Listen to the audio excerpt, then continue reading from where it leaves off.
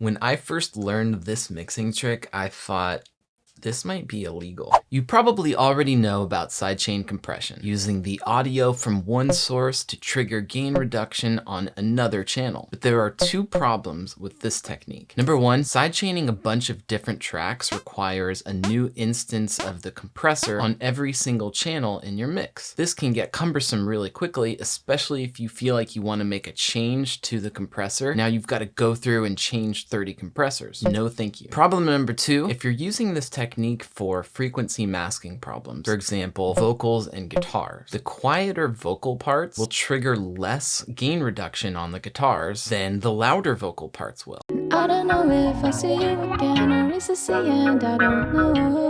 And this is actually the opposite of what we want. There is a way to solve both of these problems with one mixing technique, and I'm going to show you how to do it today. We're going to use phase cancellation on a return track with a gate being triggered by the sidechain input source and then a utility plugin to reverse the polarity.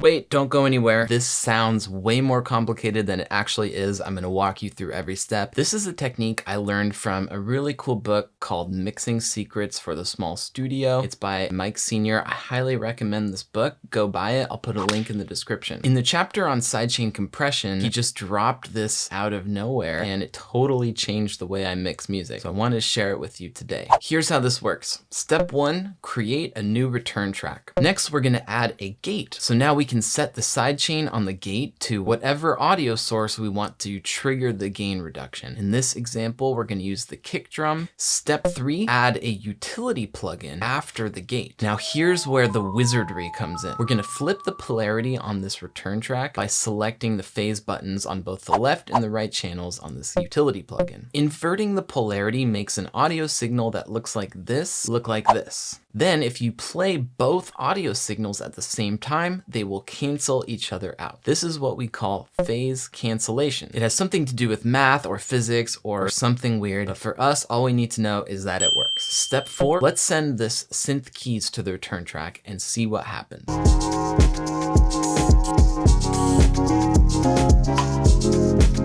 Just like magic, we can hear gain reduction on the synth keys when the kick drum is hitting. How is this possible? The gate is hearing the kick, but is actually allowing the synth keys to pass through it. I think of it as like the kick drum is knocking on the door of the gate, but then when the door actually opens up, it's the synth keys that are moving through it. The gate lets out a little burst of the synth keys whenever the gate is open, when the kick is hitting. That makes sense, right? Here's where it gets kind of crazy, but stick with me. After the gate, we have this utility plugin. Remember how we switched the polarity on this utility? That means we have flipped the polarity on whatever comes out of this return track. That means that this return track is sending back out into the mix an inverted signal of whatever we send into it, but only when the gate is open. And remember what we said about phase cancellation. Whenever that little burst of the inverted synth keys enters back into the mix, it causes phase cancellation with the regular synth keys. And that means that the gain is reducing just at the part where the kick drum is hitting. Is your mind blown yet? Try this. Now let's send another instrument to this gate as well. Try sending the bass to it.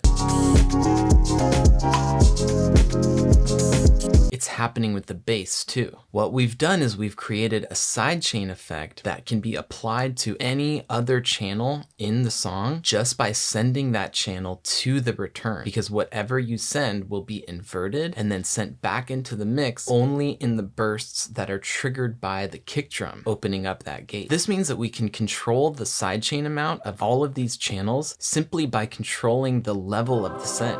It's really magical. Experiment with your own variations of this technique and unlock a whole new level of awesomeness in your mixes. Am I still streaming? Thanks so much for watching. If you got any value out of this video, all I ask is that you give it a thumbs up. You can subscribe to my channel right here. And speaking of mix awesomeness, I think you'll really benefit from this video in which I show you why you should not use track layers in your mixes.